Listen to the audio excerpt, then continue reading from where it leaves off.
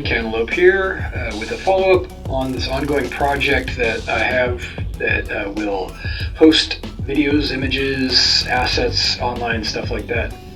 So let's check this out. So I want to cover in this video how to create a pagination system, which is something a lot of websites appear to struggle with.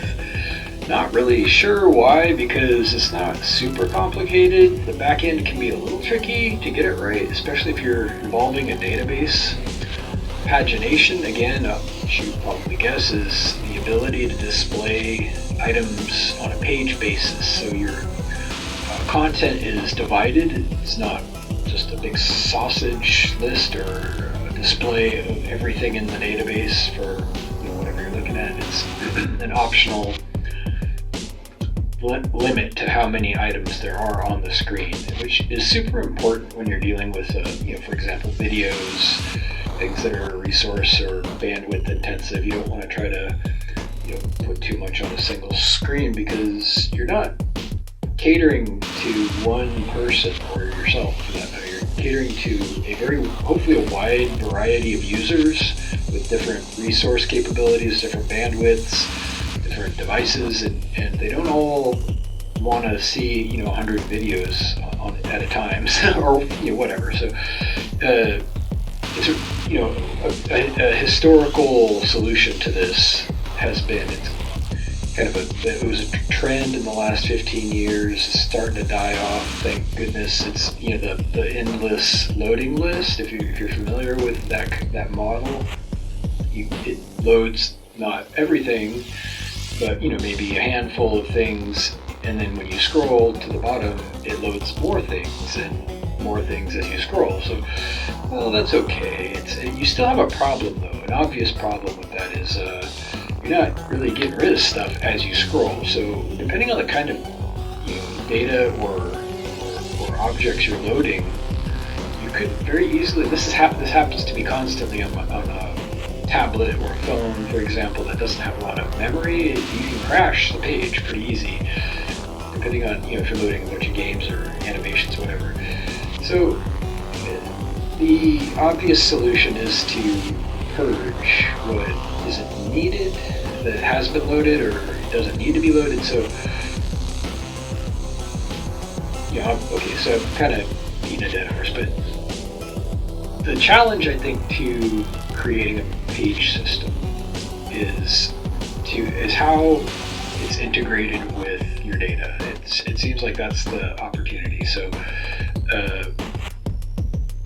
I mentioned in previous videos that I'm using MySQL and MySQL for my backend database, and again, there's no real preference, no reason for that, except it's my preference and I'm super familiar with it. So this technique that I'm about to describe works with kind of any database where you're looking up records.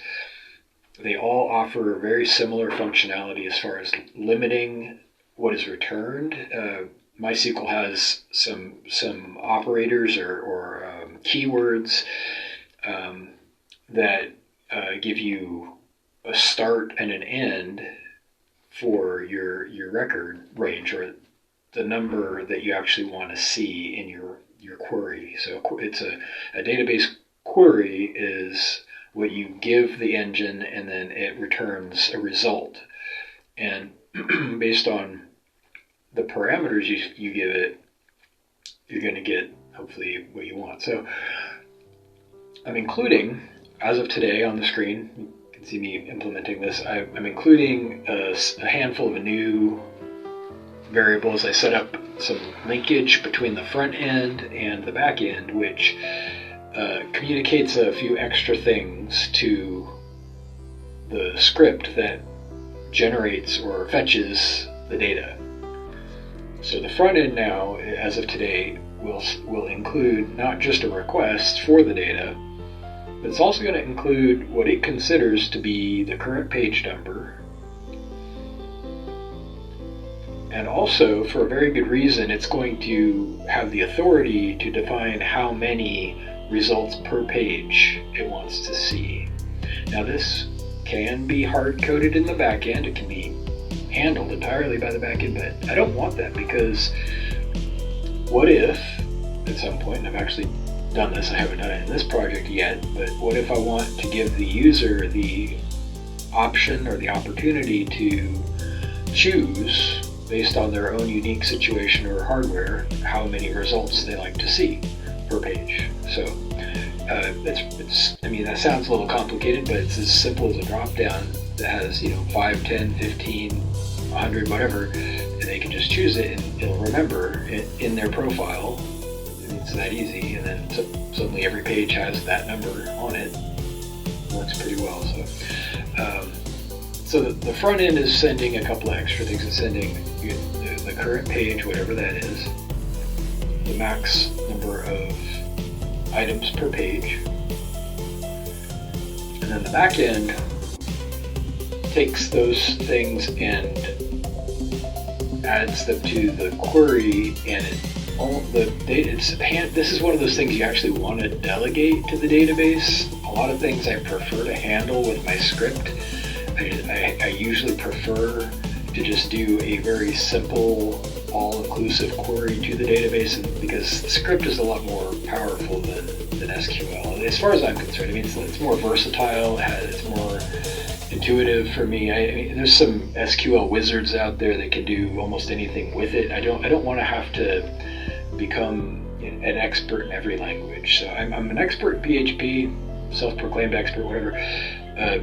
But I don't necessarily want to be an SQL expert. I know enough to get by, and that's plenty for me. So, but this particular thing is one of those things you definitely want to delegate to the database, because you don't want to max out your bandwidth between PHP and MySQL. There's bandwidth on the server in terms of CPU cycles and throughput between the database itself and PHP, or whatever your web server is, Apache and Nginx, whatever they're integrated. So, you don't want to ask for more data and then try to figure out, after it provides you literally million or potentially millions of records, which ones you're going to need in PHP. So I'm just going to ask, I'm just going to let it know right off the bat, this is all I'm looking for. It streamlines it, it preserves your resource availability, and it's just the smart thing to do. So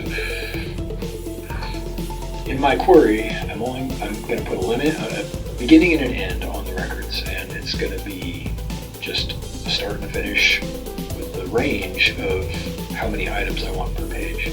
Then the result from that query is going to give me just those records, and it forwards those to the front end. So you can see off and on, you see if the app has a little widget now moving forward, so that's kind of the conclusion of the back-end spiel. Now the actual implementation of how this is handled on the front end, I've got a little button container. It's got the intuitive buttons that you may have seen on other websites with you can navigate to the very front, the very back, or back one page or forward one page, which seems to work pretty well. The only thing that's missing perhaps is a way to just type in a page number, and I'm actually already coded for that. I just don't have the field up on the screen yet. So at the end of all this right here, we're almost done with this part. It's completely working. The pages come up correctly, and the way I'm handling URLs, because this part's also not too intuitive. You probably want a way to link to a particular page, because it's the web, right? It's a browser, and people share things. They share links all the time, and you like, as a general rule of thumb, you want to enable and support the ability of the user to copy the URL at any given point if it's something that should be shared or is likely to be shared or shareable. You want to make that URL, if it's not something like private, like in their profile, come up with the exact same data in the same view when they send it to somebody. And this is a perfect example of how that can happen. So there's a little trailing forward slash and a number at this point. And if you know about web servers, that number doesn't mean that there's a folder. Usually it would, what's in the URL is going to point to a file on the server or a directory on the server, unless, and this is a very handy feature that pretty much every major web server supports, and it's override. I'm using Apache mainly. I pretty much exclusively prefer Apache. Nginx also has it. It's just a little bit trickier to set up. Not even really that much trickier, but it's more verbose syntax to set up redirects. And what it does on the server is when you tack something onto the end of your URL, like a file name or a number or anything, first thing the web server does is it checks to see if that thing is a file or a directory, if it actually exists, if you've enabled redirection. If it doesn't exist, normally it would produce an error because it would say, well, there's nothing there by that name. But with the redirect enabled, what you can do is have it pass that little, whatever should have been there but isn't. It's going to just take that name or path and forward it to what you like, and you can specify an actual file or a script. In this case, it hands it to the index script, which reads what that name is, that path, and it says, oh, okay, this is what you're looking for, but it's not there. It's depending on when and how that redirect happens, the script is going to decide, what do I want to do with this little piece of information? And it's going to, the most interesting thing is it's not going to produce the error. So your page is still going to load your whatever the nearest actual resource was before it couldn't find anything else. It's going to load that, hand it this little, whatever was left on the URL that it couldn't find. In this case, that's the page number that it wants to go to, and now my front-end script is going to grab that and say, oh yeah, this is I want to display page 2 or 3 or whatever, and I know that because that's what the URL says. And so when you copy that URL and you give it to somebody or share it, they're going to come up with the exact same view, same items, everything. So hopefully that makes sense. It's a little bit, I guess it is kind of complicated, but once you visualize how it all fits together, it works really well. So this is one of many ways to do it. Not to drone on and on, but there are other ways to create page systems for pagination. This one's the one I'm familiar with. I came up with it. It's kind of similar to what I've seen. So let me know if you have questions. That's the end of the video.